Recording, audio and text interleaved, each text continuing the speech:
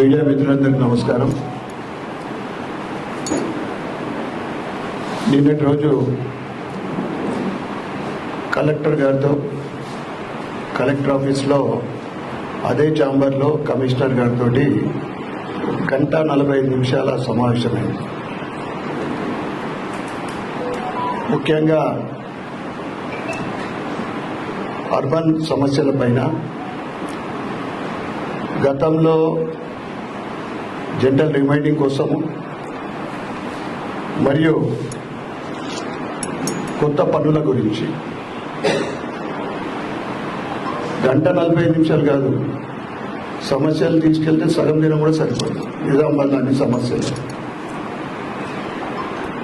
డిపార్ట్మెంట్లు అలవాటు పడిపోయినాయి. అంటే పని చేయడానికి అలసత్వం. ముఖ్యంగా వారితో మాట్లాడిన దాంట్లో ఇన్కంప్లీషన్ ఆఫ్ బ్రిడ్జిలు, లెవెల్ బ్రిడ్జిలు, అమ్మ వెంచర్కు కనెక్టివ్ బ్రిడ్జ్ 70-75% వర్క్ అయిపోయింది, ఆగిపోయింది. అదేవిధంగా సోనీ ఫంక్షన్ హాల్ ఎల్లమ్మగుట్ట దగ్గర గత 10 సంవత్సరాల నుండి అది మొండంగానే మిగిలిపోయింది. అది కూడా కంప్లీట్ చేయాలని ఇంతకుముందు కూడా గతంలో చెప్పినాం, మళ్ళీ కూడా చెప్పినాం. అదేవిధంగా చెరువుల కబ్జాల గురించి రామర్తి చెరువు, బుద్ధం చెరువు, అర్సాపల్లి చెరువులు ఇంతకుముందు మీడియాలో అడిగినప్పుడు సర్వే మొదలైంది, ఫెన్సింగ్ వేస్తున్నామని చెప్పడం జరిగింది. కానీ మళ్ళీ ఆగిపోయింది. మరి ఫెన్సింగ్ ఎందుకు ఆగిపోయిందని అడిగితే ఒక సర్వే నంబర్ దగ్గర ఇష్యూ ఉన్నది. మరి ఆ ఇష్యూని మీరు ఏ విధంగా సాల్వ్ చేసుకుంటే త్వరలోనే ఆ ఇష్యూని టేక్ ఓవర్ చేసి అక్కడ కూడా ఫెన్సింగ్ చేపిస్తామని చెప్పడం జరుగుతుంది. ఇక వైకుంఠ ధామాలు 35 కోట్లతోటి కట్టిన 3 వైకుంఠ ధామాలు అద్భుతంగా వెలిగిపోతున్నాయి, కానీ సౌలతులు ఉన్నాయి. Sanitary, water. అయితే వీటితో ఈ విషయాలు కాకుండా కంటేశ్వర్, గాజుల్పేట్, దేవి టాకీస్ దగ్గర కనీస వసతులు లేవు, ఆ శ్మశాన వాటికలని చెప్పడం జరిగింది. అదేవిధంగా 10 కోట్ల ఎస్డిఎఫ్ ఫండ్ గత 5-6 నెలల నుంచి చర్చలో ఉందని 3.5 కోట్లు ఎడ్యుకేషన్, వాటర్ వర్క్స్, మెయింటెనెన్స్ పోగా 6.5 కోట్లది మీరు ఏంటి క్లారిటీ ఇవ్వండి. ఇన్ఛార్జ్ మినిస్టరు వారి చేతుల్లోనే ఉంది. అది కాంగ్రెస్ వాళ్ళకే కొన్ని పన్నులు పురమాయిస్తూ ఉన్నారు, మీ డివిజన్లలో ఏం పన్నులు కావాలని. మరి ఈ విధంగా సొసైటీలో మాట్లాడుకుంటా ఉన్నారంటే లేదు, అటువంటిది ఏం లేదు. ఆ ఫండ్ని మీరు చాలా చోట్ల రోడ్లు, డ్రైనేజీల సమస్య ఉంది, అది కార్పొరేషన్కు రిమైనింగ్ 6.5 crores అటు డైవర్ట్ చేయాలని నేను చెప్పడం జరిగింది. తప్పకుండా ఇన్ఛార్జ్ మినిస్టర్ తోటి మాట్లాడి దాన్ని క్లియర్ చేస్తామని జరుగుతాం. అదేవిధంగా అనేక సంవత్సరాల నుండి బోధన్ బస్టాండ్ దగ్గర ఇంటిగ్రేటెడ్ మార్కెట్ కన్స్ట్రక్షన్ అయింది.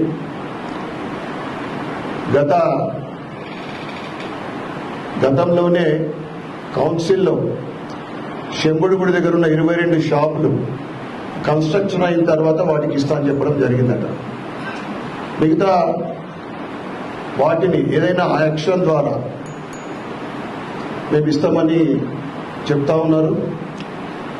ఏది ఏమైనా 22 షాపులు మాత్రం ఖచ్చితంగా అవి కబ్జాలు, దాని ఎవరికి కూడా అదే ఇల్లీగల్గా ఆ రెంట్ పేమెంట్ కాదు, ఆ సమస్య మనందరికీ తెలుసు. తప్పకుండా వాటిని త్వరలోనే మీరు ఆ 22 షాప్ వాళ్ళని సిపి గారు పిలుచుకొని మాట్లాడతారా, ఆ సమస్య పరిష్కారం త్వరలోనే కావాలని చెప్పడం కూడా జరిగింది.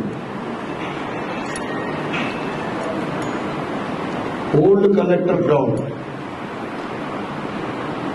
గ్రౌండ్ ఓల్డ్ కలెక్టర్ ఆఫీసు 12.5 ఎకరాలు, తర్వాత ప్రెస్ క్లబ్ ముంగట 2 ఎకరాల చిల్లర. వీటిని ఏం చేయదలుచుకున్నారో అని అడిగినాం. నిజామాబాద్ జిల్లాలో కానీ నగరంలో జాతీయ అంతర్జాతీయ క్రీడాకారులకు నిజామాబాద్లో మంచి క్రీడాకారులు ఉండడం, వారికి ట్రైనర్స్ లేరు, కోచెస్ లేరు, ఎటువంటి సౌకర్యాలు లేవు, ఏ గ్రౌండ్ లేదు. ఈ 12.5 ఎకరాలల్లో ఏదైతే ఉందో స్పోర్ట్స్ ట్రాక్ నిర్మించాలని మేము చెప్పడం జరిగింది. దాని విషయంలో ఒక అరగంట సేపు చర్చ. అంటే కళా నిలయం నడుస్తుంది, మరి కళాభవన్ అది, మరి దాని పార్కింగ్ అంటే మీరు ఏదైనా కానీ ఫస్ట్ ప్రిఫరెన్స్ స్పోర్ట్స్ గురించి ఇవ్వాలా. ఎందుకంటే చాలామంది ఉత్సాహంగా ఉన్నారు ఇక్కడ నిజామాబాద్ జిల్లాలో, నిజామాబాద్ నగరంలో. వీటన్నిటికీ కూడా కలెక్టర్ గారు మంచి రెస్పాన్స్ ఇచ్చిండు. త్వరలోనే మా ముందే ఆర్డీఓ గారితో R&B పిలుచుకొని కూడా మాట్లాడడం జరిగింది. ఆల్రెడీ మేము గతంలో అడిగినట్లు, అంటే వర్షకాలం ముందు రోడ్లు అయితే వేయలేమంటే ప్యాచెస్ అయితే వేయగలుగుతారంటే నగరంలో అనేక చోట్ల ప్యాచెస్ మొదలైంది. ఈ విధంగా నిన్నటి మీటింగ్ కలెక్టర్ గారితో వెళ్తూ ఒక మాట చెప్పిన మేము, 1:45 పట్టడానికి కారణం పాతవి రిమైండ్ చేయడానికి సగం సమయం సరిపోయింది. నెక్స్ట్ టైం అంత టైం కాకుండా చూడండి, మీ టైము మా టైము చాలా విలువైంది. అంటే మీరు పనులు మొదలు పెడితే మళ్ళీ రిమైండ్ చేయాల్సిన అవసరం పడదు అని చెప్పడం ఉంటే వారు మంచి రెస్పాన్స్, అంటే ఈ గాట్ వెరీ గుడ్ రెస్పాన్స్. అక్కడిదక్కడే కొన్ని పనులు కూడా పురమాయించడం జరిగింది. ఈరోజు ఈ శ్మశాన వాటికల ఫోన్ వచ్చింది, అక్కడికి వెళ్ళేసి అన్ని కూడా వాళ్ళు సర్వే చేయాలంటే ఏమేమి నీడ్స్ ఉన్నాయి. అంటే ఈ మూడిట్లో కనీస సౌకర్యాలు లేవు. ఈ దేవి టాకీస్ దగ్గర కంటేశ్వరు అండ్ గాజులపేట. ఇక ఈ మధ్యన ఏబీవీపీ బీజేవైఎం కార్యకర్తలు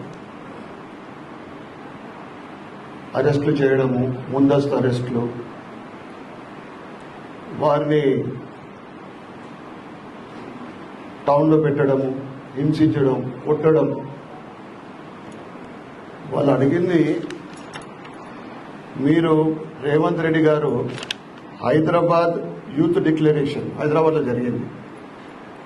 యూత్ డిక్లరేషన్లో ఏమేమి పాయింట్స్ అంటే, తెలంగాణ తొలిమలి దశ ఉద్యమంలో ప్రాణాలు అర్పించిన కుటుంబాలకు తండ్రికి లేదా తల్లికి భార్యకు ఒకరికి ప్రభుత్వ ఉద్యోగం 25,000 గౌరవ పెన్షన్ ఇస్తా అని చెప్పింది. అది ఎక్కడ ఉందని మేము అడుగుతా ఉన్నాం. ప్రతి ఏడాది జూన్ 2 నాటికి అన్ని శాఖల్లో జాబ్ క్యాలెండర్ ప్రకటన. జూన్ పోయింది, జూలై కూడా స్టార్ట్ అయింది. సెప్టెంబర్ 17 లోపు, అంటే సంవత్సరం లోపు 17 లోపు 2 లక్షల ఉద్యోగాలు. మరి ఆ నియామకాలు ప్రాసెస్ మీరు ఎలా చేపడతారో సెప్టెంబర్ 17 వరకు తెలియజేయాల్సిందిగా మేము డిమాండ్ చేస్తా ఉన్నాం. 2 లక్షల ఉద్యోగాలని చెప్పి మెగా డిఎస్సి అని చెప్పి 7 నెలలు గడుస్తున్నా నియామకాలు పూర్తి స్థాయిలో కాలేదు. దాని గురించే నిన్న మా బీజేవైఎం నాయకులు కార్యకర్తలు ధర్నా చేస్తే వారిని ఈడ్చుకెళ్లి అరెస్ట్ చేసి టౌన్లో పెట్టడం, మెగా డిఎస్సి విడుదల చేయాలని బీజేవైఎం కార్యకర్తలు డిమాండ్ చేశారు. నువ్వు చెప్పిందే అడుగుతా ఉన్నాం. 7 నెలలు గడిచిపోయింది. నిరుద్యోగులు ఎవరికి ఒక ఉద్యోగం ఇచ్చింది లేదు. పాత ఉద్యోగాలు అలా పోలీస్ డిపార్ట్మెంట్, కొన్ని డిపార్ట్మెంట్లకి యువకులు మీరు డిఎస్సి, మెగా డిఎస్సి ఇవన్నీ మీరు విడుదల చేయాలని డిమాండ్ చేస్తే మీరు అరెస్టులు, లాఠీ చార్జీలు. ఈ మధ్యన పోలీస్ వాళ్ళు కాంగ్రెస్ వాళ్ళతోటి దోస్తాను ఎక్కువైనట్లుంది. అందుకే బీజేపీ అంటే మరి ఏదో గతంలో మాదిరి కాకుండా పోలీస్ శాఖకు హెచ్చరిస్తా ఉన్నాం. మేము సెంట్రల్లో ఉన్నది భారతీయ జనతా పార్టీ ప్రభుత్వం. మా నాయకుడు బండి సంజయ్ గారు సహాయక హోమ్ మినిస్టర్. ఇది మీరు గుర్తుంచుకున్నారా? మీరు ఇక్కడ ఉన్న నాయకులు సంతోషపెట్టడానికో, మీరు సంతోషపడటానికో, మరి ఎవరికి ఏ పనులు తీసుకుంటానికో బీజేపీ మరి బీజేవైఎం కార్యకర్తల పైన అనవసరమైన కేసులు పెడితే ఊరుకుండేది లేదని మేము పోలీస్ శాఖకు హెచ్చరిస్తా ఉన్నాం. సిపి గారికి కూడా హెచ్చరిస్తా ఉన్నాం.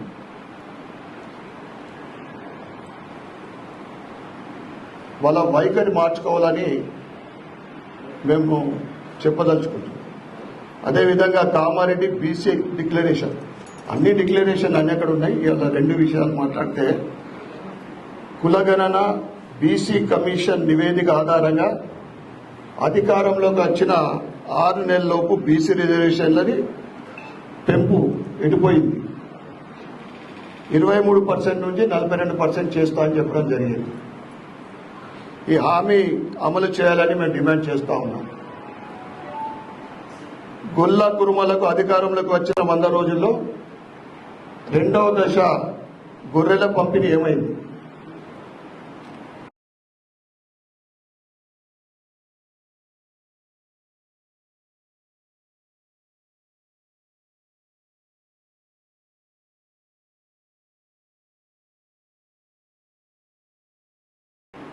జరిగిన మొదటి విడత గొర్రెల పంపిణీ దాంట్లో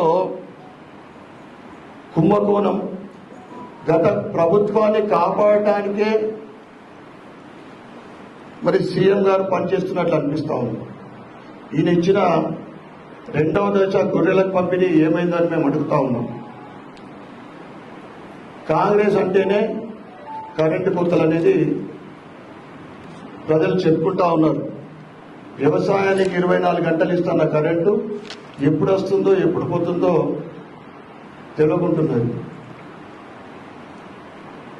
ఇక ఆవాస్ యోజన కింద 3,500 ఇండ్లు 5 లక్షల రూపాయలతో జాగతోటి 5 లక్షల రూపాయలు ఇస్తామని చెప్పి ముఖ్యంగా మీడియా మిత్రులకు గత బీఆర్ఎస్ ప్రభుత్వము 10 సంవత్సరాలలో మీకు ఇస్తాన్న డబుల్ బెడ్రూమ్లు కానీ జాగలకు కానీ మోసం చేసింది. ఇప్పుడు కాంగ్రెస్ ప్రభుత్వం కూడా మీడియా మిత్రులకు కమిట్మెంట్ చేసి అది కూడా అదే దోవలో నడుస్తూ ఉంది.